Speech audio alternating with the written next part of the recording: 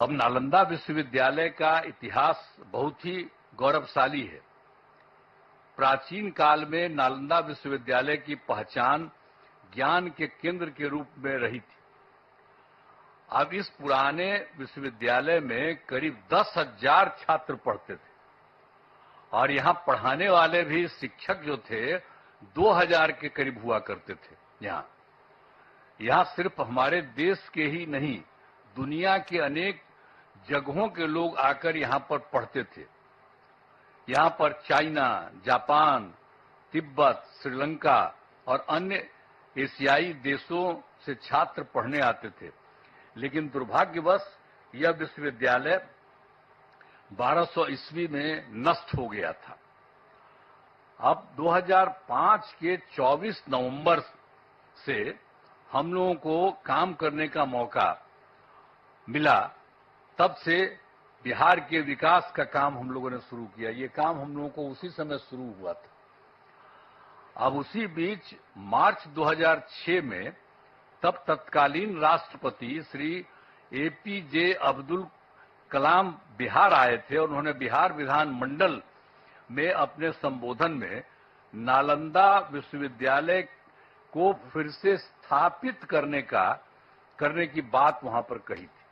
ये पहली बार वही व्यक्ति थे, वो आकर के देख लिए थे और जब वहां पर आए थे हम लोगों के यहाँ उस समय थे और बाद में तो खैर वो रिटायर कर गए थे, लेकिन जब आए थे 6 में तो उन्होंने हम लोगों के विधान मंडल में, विधानसभा, विधान परिषद सब में उन्होंने एड्रेस किया था और उसमें ही उन्होंने ये बात कही थी कि नालंदा विश्वविद्यालय को फिर से स्थापित किया जाना चाहिए। तब से हम लोगों ने नालंदा अंतर्राष्ट्रीय यूनिवर्सिटी स्थापित करने की पहल शुरू की।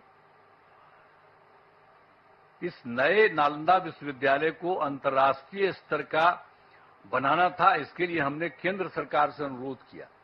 उस समय के केंद्र सरकार था, उसको भी हम लोगों ने अनुरोध किया, इन्होंने कह दिया था, तो वो तो कुछ जल्दी सुन नहीं रहे थे, उनमें देरी की जा रही थी। तो राज्य सरकार ने, हम लोगों ने नालंदा विश्वविद्यालय को फिर से स्थापित करने के लिए नया कानून वगैरह बना दिया और साथ ही नालंदा विश्वविद्यालय के लिए स्थान का चयन करके 455 एकड़ भूमि का अधिग्रहण कर लिया गया था। इसके बाद वर्ष 2008 में, अब जो राष्ट्रपति पहले कहे थे वो तो रिटायर कर गए थे, तो पूर्व राष्ट्रपति डॉक्टर एपीजे अब्दुल कलाम प्रथम विजिटर के रूप में नए नालंदा विश्वविद्यालय के लिए चयनित स्थल पर आए थे।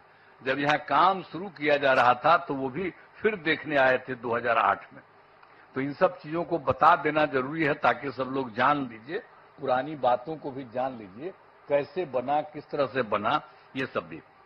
और फिर 2010 में वर्ष में हमारे अनुरोध पर नालंदा अंतर्राष्ट्रीय विश्वविद्यालय की स्थापना हेतु लोकसभा में बिल पारित किया गया।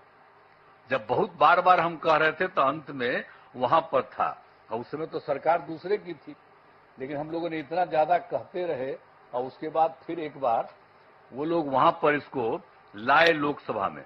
फिर राज्य सरकार पारित किया था कि इसको हम कराएंगे। तो फिर राज्य सरकार ने नालंदा विश्वविद्यालय के लिए भूमि एवं सभी चीजों को केंद्र सरकार को ट्रांसफर कर दिया और विश्वविद्यालय का काम धीरे धीरे करके बढ़ता रहा और वर्ष 2014 से थोड़ी पढ़ाई शुरू हो गई है।